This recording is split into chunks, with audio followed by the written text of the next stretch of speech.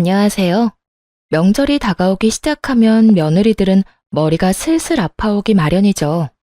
저도 매 명절을 힘들게 보냈던 게 생각나네요. 하지만 지금은 아주 편하게 명절을 보내고 있죠. 그 짜증나는 명절에서 어떻게 벗어났는지 알려드릴게요.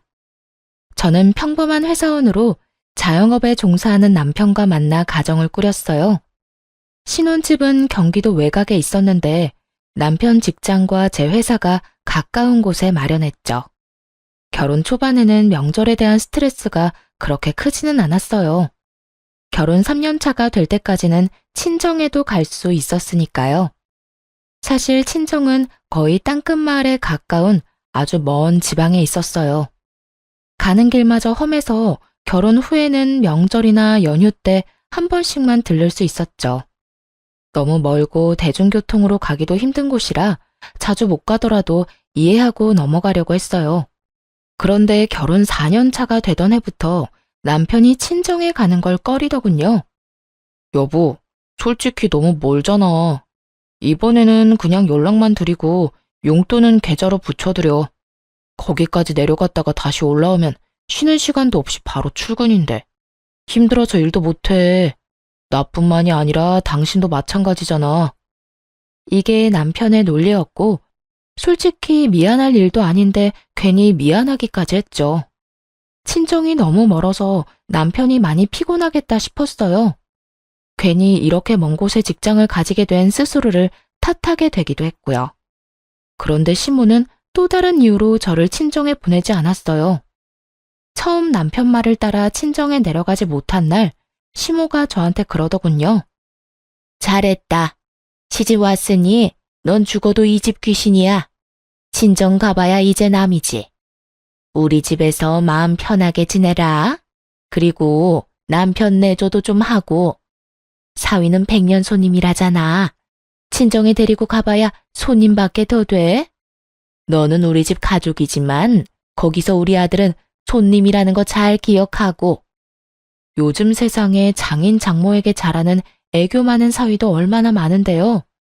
100년 손님이라니 그만큼 남편이 처가에 싹싹하게 굴지 못한다는 뜻이잖아요.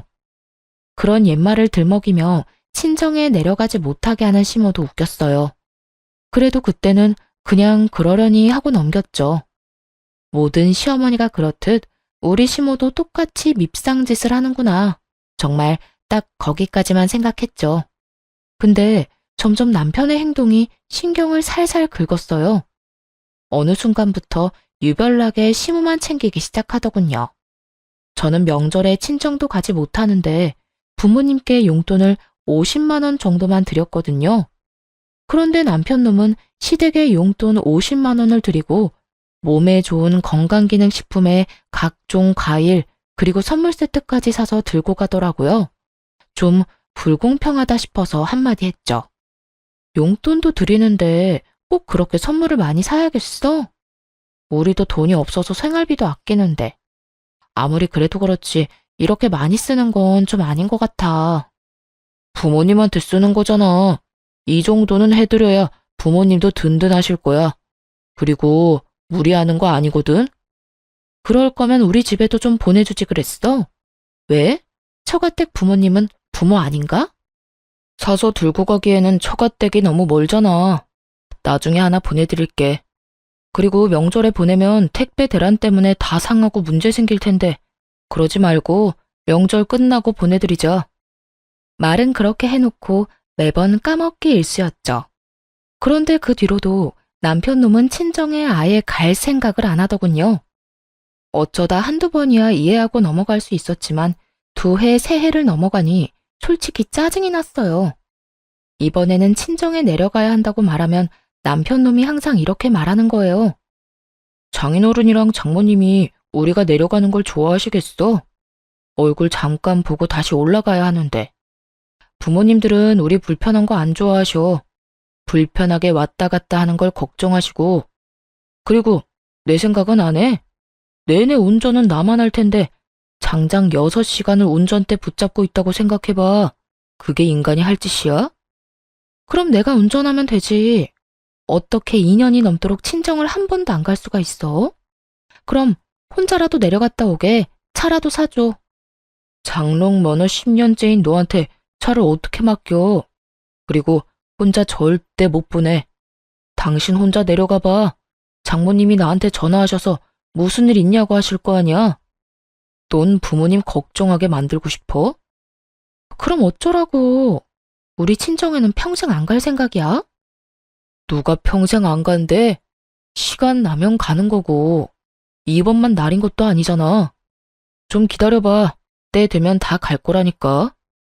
아휴, 한 대 탁 때려주고 싶을 정도로 얄미운 남편 때문에 속이 문드러졌어요. 그런데 이런 제 속을 더 파사삭 부서뜨리는 존재가 하나 더 있었어요. 바로 손아래 신우였죠. 신우는 시댁과 먼 곳에 살았는데 어떻게 된 건지 명절 낮이면 도착하더라고요. 우리 부부보다 2년 늦게 결혼했는데 결혼 후 쭉 명절 당일 낮에 자기 친정에 오는 신우가 정말 얄밉기 짝이 없었죠. 왜냐면 시댁이 신우한테는 친정이니까 완전히 주인처럼 행세하곤 했거든요. 찬물 좀 내와라. 식사가 형편이 없다. 도대체 언니는 시댁 와서 하는 게 뭐냐. 저한테 이런 평가질이나 하고 말이죠. 함께 있기 너무나 힘든 존재가 바로 신우였죠. 그런데 시모가 저한테는 친정에 가지 말라고 해놓고선 신우에게는 빨리 오라며 맛있는 거 많이 해놨다고 전화하는 걸 듣게 됐어요. 순간 짜증이 확 치밀어 올랐죠. 아무리 그래도 그렇지 며느리는 친정에 안 보내주면서 딸더러 빨리 오라고 하다니 듣는 며느리 기분이 좋을 리가 없잖아요. 도저히 참을 수가 없어서 신우에게 명절 전날 전화를 했죠. 아가씨, 이번 명절에는 본가 오지 말고 아가씨 시댁에서 시간 보내세요. 올 필요 없을 것 같아요. 아니, 새언니가 왜 나한테 집에 오라 마라 해요? 우리 부모님 집인데 왜 언니가 나를 못 오게 하냐고요. 참나 기가 막혀서. 지금 이게 뭐 하는 짓이에요? 우리 엄마도 새언니 이러는 거 알아요? 어머님은 모르시는데 아마 제 의견에 동의하실걸요? 지금 뭘 모르는 것 같은데 어머님은 아가씨가 집에 오는 거 싫어하세요. 그러면서 평소 시모의 지론을 신우에게 말해줬어요. 며느리는 친정에 자주 가면 안 된다는 그 지론 말이죠. 할 말이 없어 열받았는지 신우가 전화를 뚝 끊더군요. 그리고는 바로 시모에게 전화를 했나 봐요. 명절 전날이라 시댁에 함께 있었는데 옆에 있던 시모가 전화를 받더군요. 그래, 딸. 왜 전화했어? 엄마, 새언니가 나더러 집에 오지 말래. 엄마가 나 집에 오는 거 싫다고 했어? 뭐?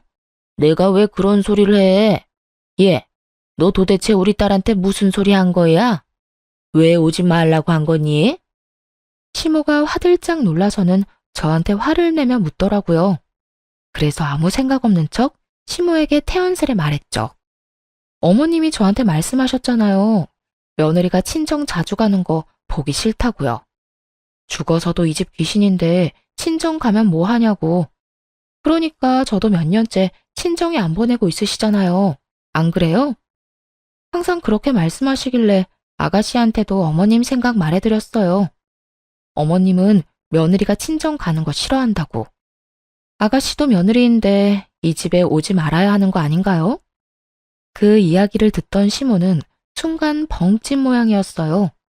다 자기가 한 말이었으니까요. 그걸 신우에게 대입해서 그대로 돌려줄 줄은 생각도 못했나 봐요. 그때 신우가 전화로 그러더군요. 이 언니 웃기네. 어떻게 며느리랑 딸이 똑같아요. 당연히 다르지. 똑같죠, 남의 며느리인 건. 근데 다른 게 있긴 해요. 아가씨랑 저랑은 시어머니가 다르잖아요. 아가씨는 상식적이고 친절하고 좋은 시어머니 만났나 보네요. 추석 당일 아침에 밥만 먹이고 바로 친정에 보내주는 거 보면.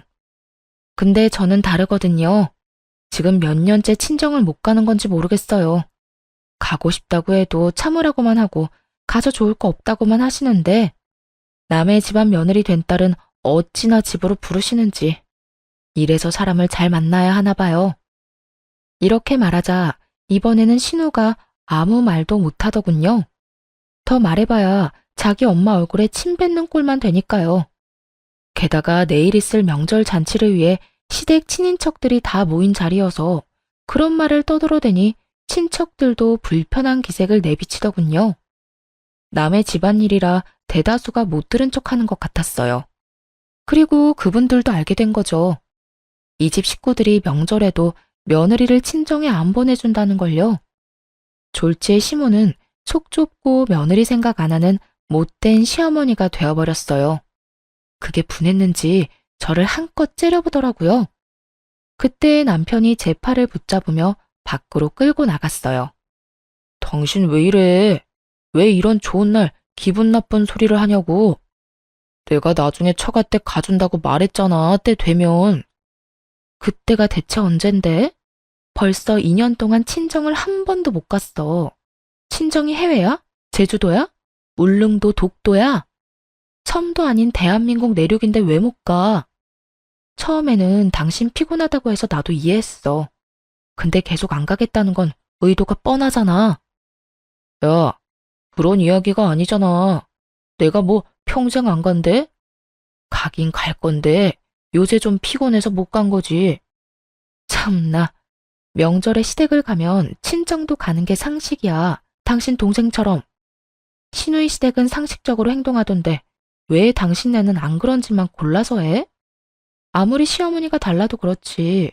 내가 그냥 재수가 없는 거야? 그래서 이런 시어머니랑 남편 만나는 통에 친정 못 간 거냐고.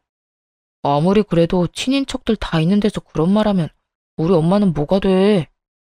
뭐가 되긴? 상식 없고 속 좁은 시어머니가 되는 거지. 근데 틀려? 맞는 말이잖아. 당신처럼 어머님도 나 친정 못 가도록 매번 막으셨어. 몰랐지? 주말에 나 혼자라도 가려고 하면 매번 시댁에 오라고 해서 일 시키신 분이야. 그러면서 당신 내조해야 하니 친정에는 관심 끄라고 하셨고. 주변 사람들도 그런 사정을 다 알아야 내가 덜 억울하지 않겠어? 어쨌든 나 이번에는 무조건 친정 갈 거야. 당신은 오든지 말든지 마음대로 해. 그렇게 말하고 남편 차키를 챙겨서 밖으로 나왔어요.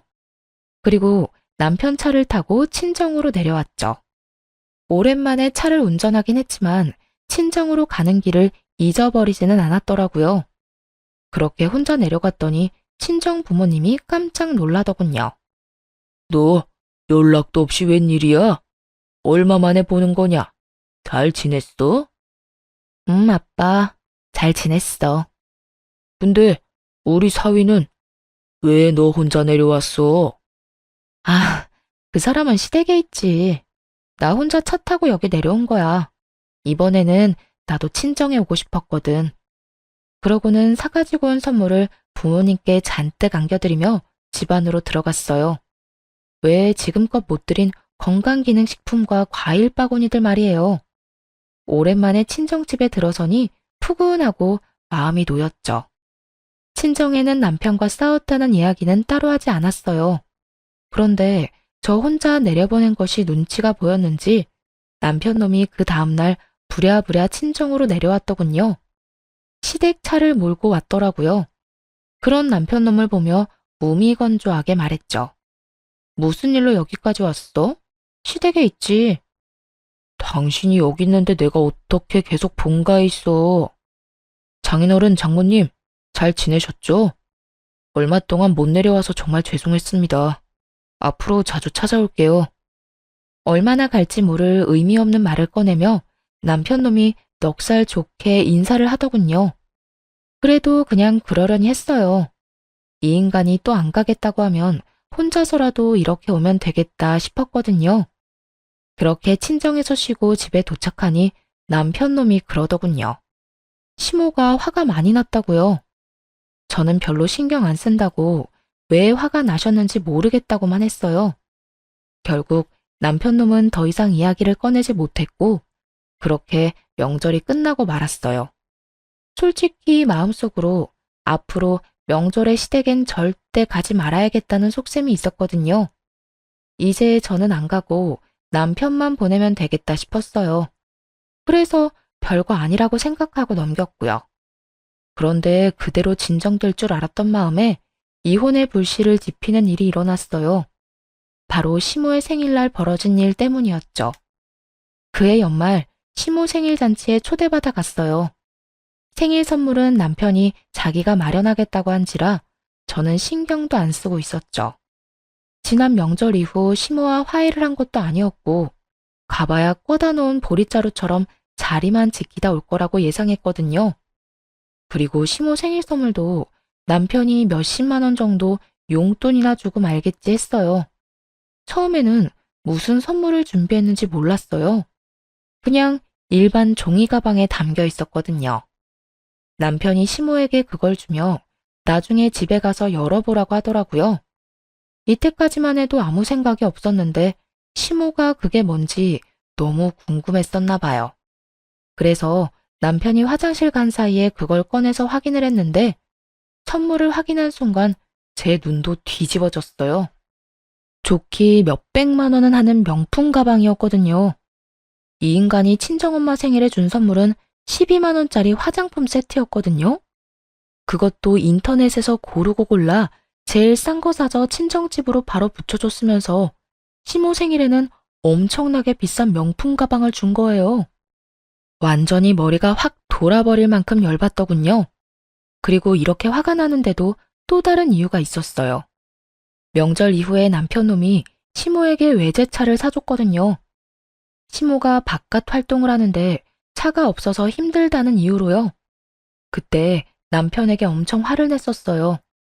몇 달 전에 저한테 돈까지 빌려간 인간이 그렇게 큰 돈을 펑펑 쓰니까 화나잖아요.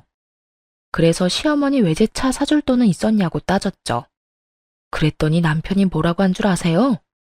자기 돈으로 부모님 좋은 거 해드리겠다는데 뭐가 그렇게 안 이꼽냐고 하더라고요. 하긴 빌린 돈 보태서 자기가 번 돈으로 효도하는데 뭐라 할 수는 없죠. 하지만 기분이 더러운 건 사실이잖아요. 그날 저녁 돌아오면서 남편한테 그랬죠. 어머님, 명품 가방 사드렸더라? 어?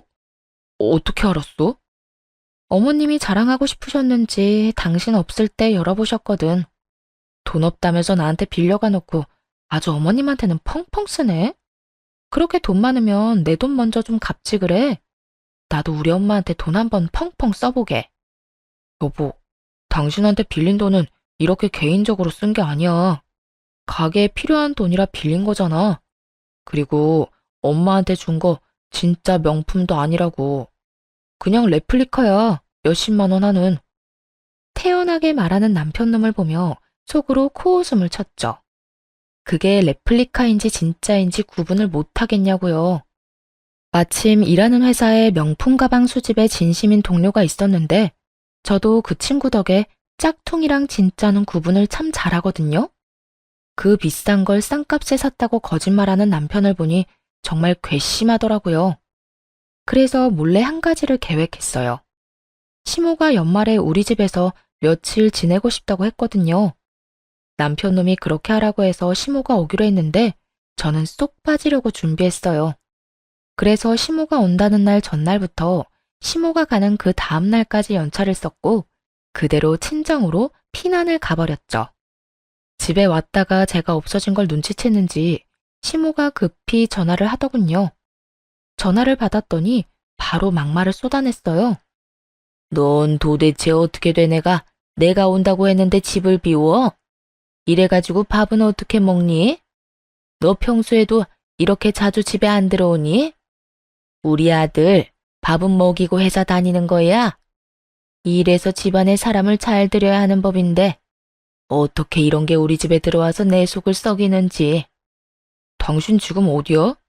어딜 가면 간다고 이야기는 하고 가야지. 나 지금 친정 내려가는 길이야. 어머님은 내일 오신다더니 하루 빨리 오셨네. 나도 급한 볼일이 있어서 내려가는 거니까 당신이 어머님 좀 잘 보살펴 드려. 당신 어머니잖아. 친정? 갑자기 친정에는 왜 가는데? 그것도 혼자서? 무슨 일 있어? 누가 불러서 가는 거야? 무슨 일인데 말 좀 해봐. 남이사, 누가 불러서 가든 그냥 가든 당신이 뭔 상관이야?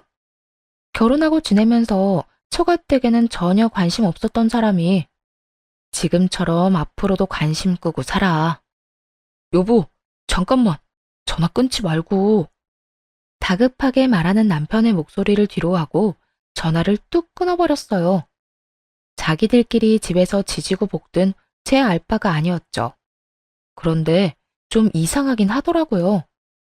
왜 친정에 간다니까 저렇게 예민하게 구는 걸까요? 시모는 저한테 짜증을 냈지만 남편의 반응은 뭔가 달랐어요. 뭔가 조급해하고 초조해하는 기색이 있었죠. 그렇게 이상하다 싶은 마음을 가지고 친정에 도착했어요. 남편에게 말했다시피 사실 친정에 볼 일이 있긴 했어요. 얼마 전에 시골 삼촌이 돌아가셨거든요. 그 삼촌은 원래 도시에서 살았는데 할아버지께서 시골로 내려와 농사 짓는 자식에게 유산을 다 물려주겠다고 했거든요. 가족도 없이 혼자 지내던 삼촌은 할아버지의 뒤를 이어 시골에서 농사를 짓게 됐죠. 그런데 그분이 돌아가신 거예요. 결혼도 안 하고 자식도 없는 분이라 형제인 아버지께 이제 그 유산이 상속됐어요. 아버지는 제게 그 땅이랑 유산을 다 물려주겠다고 하셨어요. 결혼 전에 엄마께 골수 이식을 해드렸는데 딸이지만 그 일이 참 고마워서 이번에 받은 유산을 다 주겠다고요. 그래서 이번에 아버지랑 이 재산을 어떻게 할까 의논할 겸 친정에 간 거였죠. 그런데 집에 도착해서 삼촌 재산에 대해 이야기하는데 아버지가 살짝 제 눈치를 보더니 이렇게 말씀하더군요. 그런데 남편 사업이 아직도 많이 힘들어? 아빠는 네가 이 재산 어디다 쓰든 상관 안 할 테니까 네 남편이 힘들다고 하면 이거 팔아서 돈 마련해. 너야 월급쟁이라서 돈 걱정 많이 안 하겠지만 자영업 하는 사람은 또 다르잖아. 저가에 돈 빌리는 게 참 어려운 일인데 따로 와서 부탁까지 할 정도면 많이 안 좋다는 이야기잖아. 불경기에는 장사가 잘 안 돼서 적자도 많이 날 텐데. 그럴 때 너한테까지 부담이 가지 않게 평소에 투자를 좀 해주면. 잠깐만, 아빠. 그게 무슨 소리야? 남편이 아빠한테 돈 빌리러 왔다고? 너 몰랐어? 나는 너도 알고 있는 줄 알았는데. 아니, 언제? 얼마를 빌려갔는데? 3달 전쯤에 와서 가게가 힘든데 너까지 힘들어한다고 혹시 돈 좀 빌릴 수 있냐고 해서 빌려줬지. 6천만 원 정도. 아버지의 이야기를 듣자마자 재빨리 머리를 굴렸어요. 3개월 전쯤에 무슨 일이 있었나 하고 말이죠. 그리고 나온 결론에 정말 경악하고야 말았어요.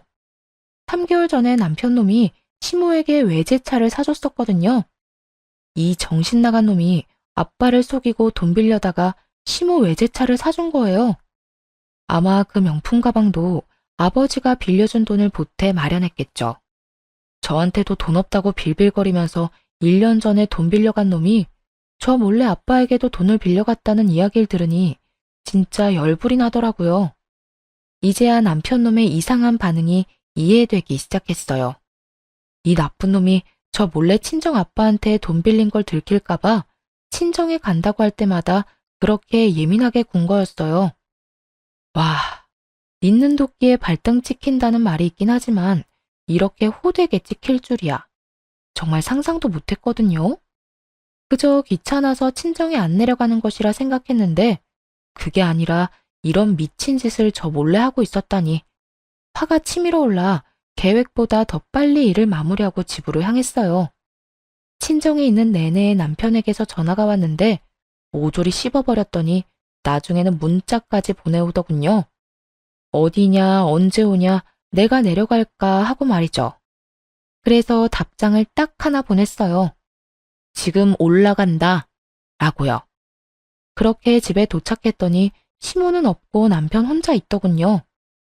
뭔가 불길함을 느낀 건지 남편 놈이 눈치를 보더니 이렇게 말했어요. 친정에는 왜 갔다 왔어? 장인어른 장모님 아무 일 없으시지? 아무 일도 없으셔. 근데 오늘 우리 사이엔 무슨 일 있을 거야. 나 당신이랑 이혼할 거거든. 갑자기 그게 무슨 소리야? 이혼이라니. 친정에 갈 때마다 어머님께 한 소리 들어야 하는 것도 짜증나고, 쉬는 날에도 내 맘대로 못 쉬는 거 진짜 열받아. 그냥 이혼해. 더 이상 이렇게는 못 살아. 일부러 돈 관련해서는 입도 벙긋 안 했어요. 남편 놈이 대체 언제 이야기할까 궁금했거든요. 그런데 예상과 달리 먼저 돈 이야기를 안 하니 남편 놈이 완전히 당황하더군요.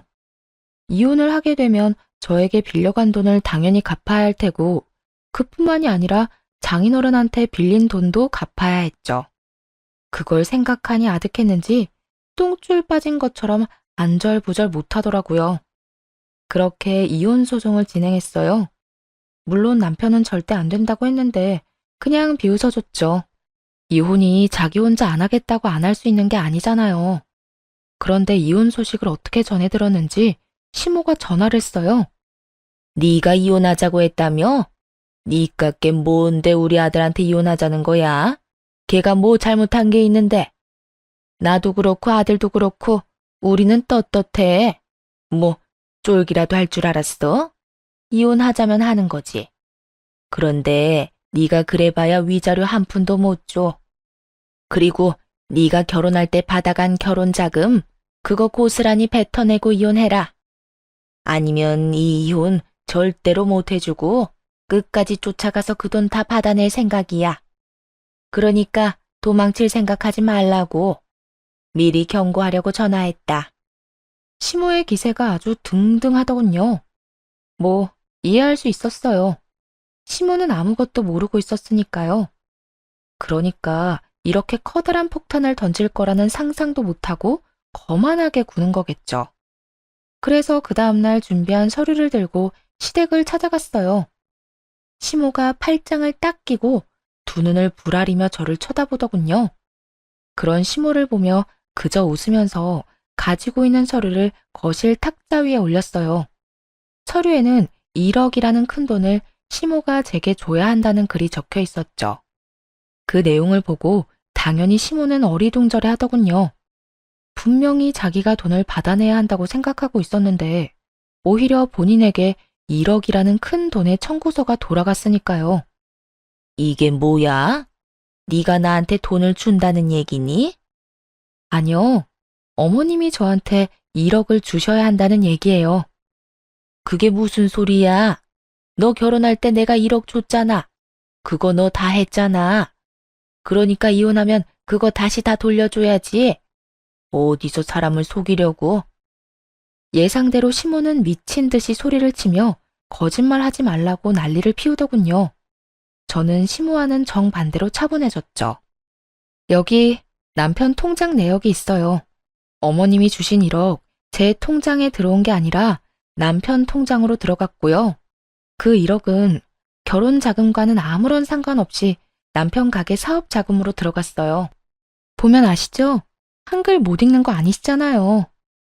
그리고 그 이후로 제가 남편한테 결혼 자금으로 받은 돈은 조금도 없어요. 남편 통장, 제 통장, 어딜 봐도 그런 내역은 없잖아요. 안 믿기시면 변호사 통해서 금융기록 같은 거 살펴보셔도 돼요.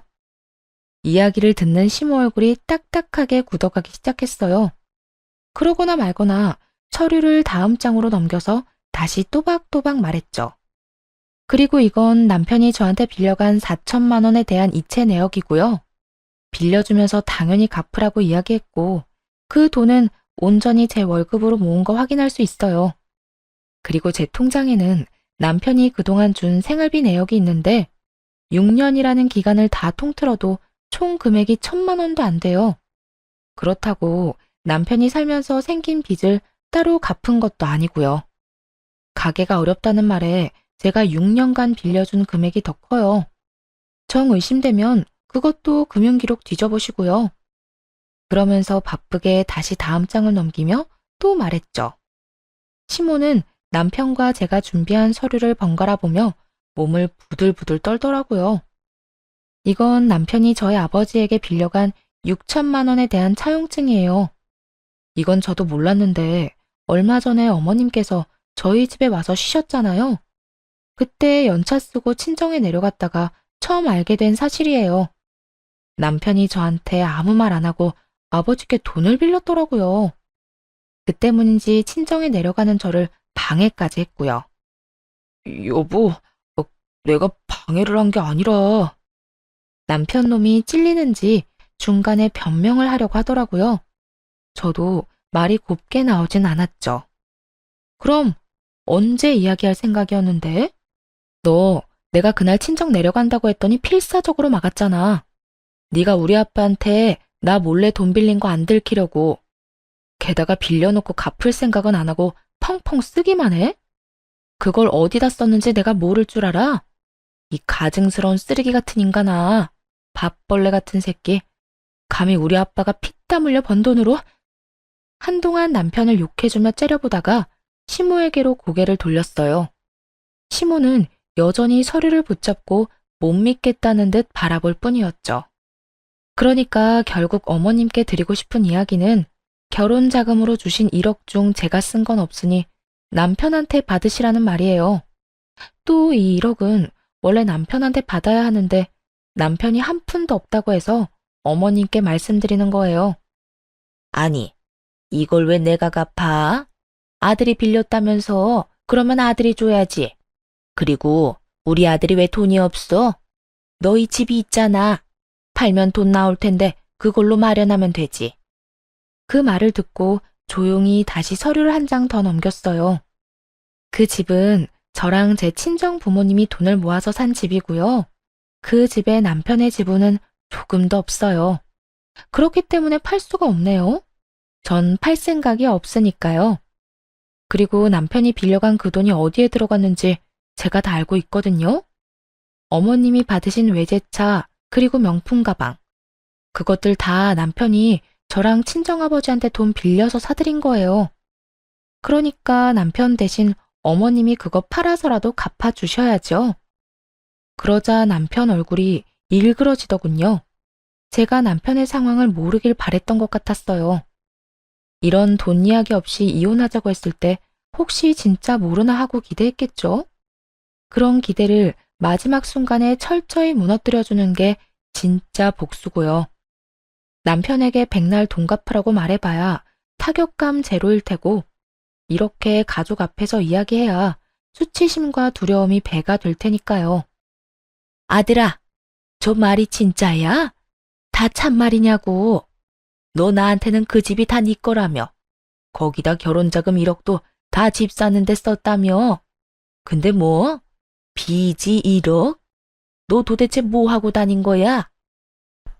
엄마, 제가 차 사드렸잖아요. 사람 혼이 빠지도록 무조건 비싼 차 사달라고 한 사람이 누군데요? 안 될 것 같다고 했을 때 엄마가 뭐라고 했는지 기억 안 나요? 돈 빌려서라도 사주는 게 자식된 도리라면서요. 그래서 장인어른한테 빌려다 외제차 해드렸잖아요. 남편 놈이 도리어 화를 내며 말하자 시모는 충격을 이기지 못했어요.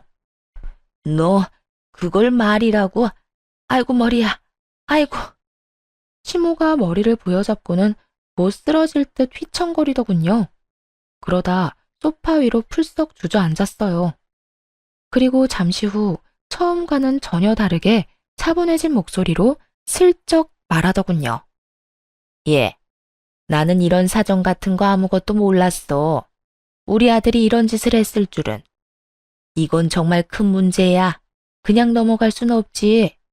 그런데 이렇게 이혼해서는 안 돼. 차라리 같이 살면서 갚게 하는 게 낫지 않겠니? 아까의 기세등등하던 태도는 어디로 갔는지 이제는 시모가 이혼하지 말라고 권유하더군요. 살면서 돈을 갚도록 하는 게 더 좋다는 이유로 말이죠. 안면물수라는 게 이럴 때 쓰는 말일까요? 너네가 이혼한다고 쫄릴 줄 아냐며 큰 소리는 펑펑 쳐놓고 남편에게 빚이 1억 있다는 걸 알자마자 급박하게 꼬리를 내리는 시모 꼴이라니. 게다가 남편이 빈털털이라는 것을 알고는 저를 묶어두려는 것 같더군요. 이미 시모와 남편이 어떤 사람들인지 다 아는데 그게 가능할 리가 없잖아요. 솔직히 두 사람이 저한테 조금이라도 친절하게 대했다면 그리고 저를 속이지 않고 친정에 가도록 배려해줬다면 이혼까지 생각했을까요? 분명 고민이야 했겠지만 이혼은 안 했겠죠. 그렇지만 남편의 행동이 너무 치사했잖아요. 친정에는 내려가지도 못하게 한 주제에 장인어른한테 빌린 돈으로 시모에게 외제차와 명품백을 사주다니. 그런 남편놈을 보고 누가 이혼을 생각하지 않을 수 있겠어요? 저는 코웃음을 치며 시모에게 말했죠. 아드님 이혼 안 시키고 절 붙잡아 보려는 그 마음은 알겠지만 이미 늦었어요. 이혼 소송 진행 중이거든요. 그리고 이혼하든 안 하든 이 돈은 남편이 갚아야 하는 거고요. 저희 아버지도 그렇고 저도 그렇고 이 돈 어떻게든 받아낼 거예요. 그제야 시모가 무너지더군요. 갑자기 고개를 쳐들더니 실성한 여자처럼 아들에게 소리쳤어요. 난 못 갚아. 네 잘못이고 네가 빌린 돈이니 네가 갚아. 내가 뭔가 해줄 거라고 절대 기대하지 마. 잘못한 건 네 놈이고 나는 결백하니까. 결백한 거 치곤 시모가 받아먹은 게 워낙 많아서 남편 놈도 가만히 있진 않았어요. 아니, 그 돈 빌려서 온전히 저한테 쓴 것도 아닌데 왜 못 갚아주는데요? 와, 엄마 진짜 얼굴에 철판 제대로 깔았네. 그만큼 받아놓고 이제와 발뺌을 하신다? 그건 제가 용납 못해요. 두 사람은 1억이라는 빚 앞에 한치도 물러서지 않고 팽팽하게 싸우더군요. 그런 둘을 놔두고 그 집을 빠져나왔어요. 그리고 집에 오자마자 용달차 부르고 안방에 있는 남편 짐부터 꺼냈죠. 그런데 어느새 남편놈이 집에 슬그머니 들어오더니 짐을 싸는 걸 보고 저를 말리려고 하더군요. 여보, 진짜 이럴 거야? 나 정말로 내보낼 거냐고. 우리가 함께 산 세월이 몇 년인데 이런 식으로 내보내는 건 좀 아니지 않아? 내가 어떤 식으로든 갚는다니까? 그 돈은 당연히 갚아야 하는 거고, 당신은 이 집에 대한 지분이 하나도 없잖아. 결혼할 때 한 푼도 안 내고 이 집에 들어온 건 너야. 그때도 당신 가게 힘들다고 해서 어머님한테 받은 돈도 당신이 모았다던 결혼 자금도 다 가게로 들어갔지. 솔직히 그것도 의문이긴 해. 그 돈은 시댁에 안 갖다 바쳤어? 나 당신한테 제대로 생활비 받아본 적 한 번도 없어. 그것만으로 이미 아웃이고 어차피 이혼하고 나갈 텐데 뭐하러 굳이 같이 살아? 보기 싫은 얼굴 쳐다보면서. 그러니까 미리 좀 나가. 알았어? 하나부터 열까지 너무 맞는 말만 하니 남편도 더 이상 아무 말 못하더군요. 뭐 입이 10개라도 할 말이 없었겠죠. 자기가 뭘 잘했다고 이 집에 남겠다 어쩐다 이야기하겠어요? 그리고 시모와 남편을 위한 진정한 지옥은 며칠 뒤부터 시작됐어요. 이혼에 대한 전말을 모두 듣게 된 친정아빠가 완전 열받으셨거든요. 그딴 놈도 하나뿐인 사위라고. 내가 노후자금으로 모아놨던 자금까지 빌려줬는데 널 속이고 그딴 짓을 했다고? 널 친정에 못 가게 한 것도 모자라 지 엄마 외제차랑 명품백을 사줬단 말이야. 차라리 너한테 선물을 사줬다 하면 내가 그 돈 받을 생각 안 했을지도 몰라. 그런데 감히 내 딸한테도 돈을 빌려놓고 나한테까지 돈을 빌려? 그건 절대로 용서 못하지. 지옥까지 쫓아가서라도 그 돈 받아내고야 만다. 그렇게 선언한 친정아빠는 정말로 그 먼 곳에서 한달음에 올라오셨어요. 그러고는 남편이 시모에게 사준 외제차 뒤를 졸졸 쫓아다녔죠. 완전히 대놓고 쫓아다닌 게 아니라 몰래 뒤만 쫓다가 시모가 지인들을 만나는 것 같으면 마치 우연히 마주친 적 다가가 이랬대요. 아이고, 잘 지내고 계신 것 같아서 보기 좋습니다. 이제 그쪽 아드님하고 우리 딸이 이혼한 건 아시죠? 그런데 그쪽 아드님이 나한테 빌려간 돈을 안 갚아서 이렇게 찾아왔어요. 아드님이 그러는데 자기는 돈이 없으니 엄마한테 가서 받으라고 하더라고요. 저도 노후를 위해 힘겹게 마련한 돈이라 없으면 크게 곤란해서 말이죠. 그쪽 아드님이 나한테 빌린 그 돈으로 자기 엄마 외제차를 사줬다고 하는데 그게 바로 이 차죠? 아이고, 참 좋아 보이네. 아니, 사돈은 왜 이럴 때까지 찾아와서 그런 이야기를 해요? 저는 우리 아들이 빌린 돈이랑은 아무런 상관이 없는 사람이에요. 상관이 없어? 당신 아들이 저지른 짓이고 그동안 당신이 그 돈 다 썼잖아. 그러면 양심상 대신 갚아줘야 한다는 생각은 안 들어요? 돈이 없으면 이 차랑 그 어깨에 걸려있는 가방을 팔아서라도 마련하셔야지. 그러니까 돈은 빌린 사람한테 갚아달라고 해야지. 왜 빌린 사람 엄마한테 이렇게 난리를 치냐고요? 아니, 상관이 왜 없어요? 그쪽이 아들을 잘못 키웠잖아요. 그리고 우리 딸 친정에도 못 가게 하고 이 집에서 매번 일 시키고 괴롭혔다면서요. 내가 그 이야기를 듣고 어찌나 속이 이상한지 밤에도 잠이 안 와. 남의 귀한 딸 데려다가 막 부리는 것도 모자라서 부모도 못 찾도록 만들어. 쌍으로 정신이 나간 것들. 뚫린 입이라고 아무 말이나 짓거리는 거 봐. 어쨌든 그쪽 아드님이 빌려간 1억 가지고 있는 걸 팔아서라도 마련하시라고. 당신 다니는 곳이 어디든 다 쫓아다니면서 그 돈 다 받아낼 거요. 앞으로 만날 지인들한테 아들 새끼가 사고 친 거 다 알리고 싶으면 마음대로 하시오. 난 안 말릴 테니까. 아빠의 말에 무시무시함을 느꼈는지 시모는 그 뒤로 사람을 만나지 않고 집에 틀어박히더군요. 시모가 밖에 나오지 않자 아빠는 이제 남편을 쫓아다녔어요. 아빠 돈이랑 제 돈까지 당장 갚으라고요. 결국 주변에 사람이 있든 말든 상관없이 쪼아대는 아버지 때문에 남편 놈은 시모의 반대를 뒤로하고 명품 가방과 외제차를 팔아 돈을 마련했어요. 그렇지만 아무리 좋은 외제차의 명품 가방이라도 중고잖아요. 당연히 살 때만큼의 돈을 마련하기는 어려웠죠. 비싼 만큼 감가가 어마무시하잖아요. 그래서 어쩔 수 없이 시댁집을 담보로 대출을 받아 저와 아버지에게 갚았더군요. 그 돈을 갚을 때 남편이 저한테 한마디 했어요. 정말 독하다 독해. 진짜 이렇게까지 해야 해?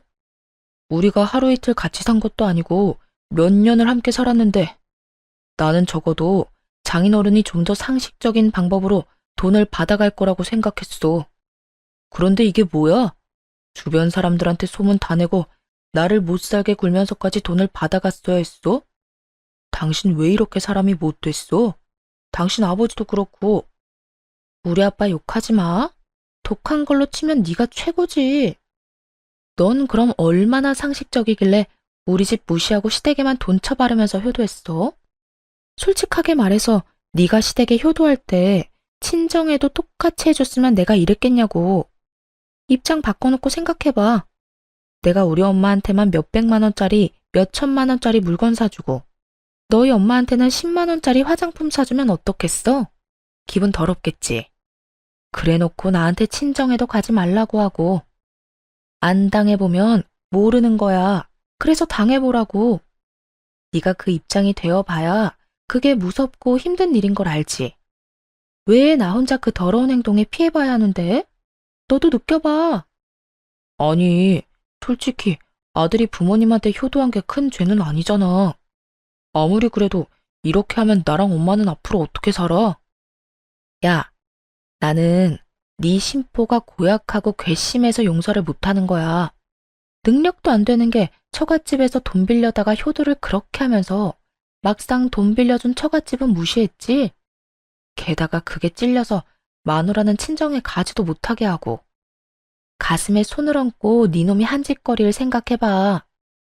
결국 이혼도 돈을 받아내는 것도 완벽하게 해결됐어요. 그렇게 전 남편과는 더 이상 만날 필요가 없어졌죠. 그 이후로 몇 번이나 연락이 왔지만 다 무시했어요. 전화한 이유야 뻔했으니까요. 그래서 용서해달라는 말은 필요 없으니 연락하지 말라고 몇 차례 문자를 보냈더니 더 이상 연락이 없더군요.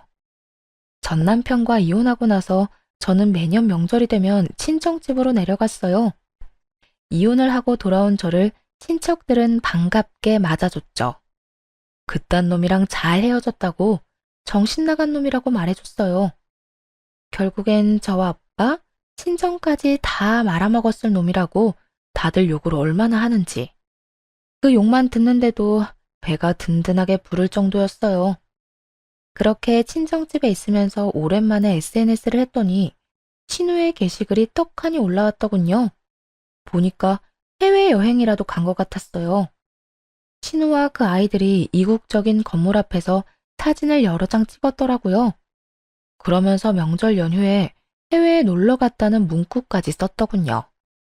명절 때마다 친정에 오고 싶어 안달이 날 정도였던 신우가 웬일로 친정이 아니라 해외에 갔는지 궁금했어요.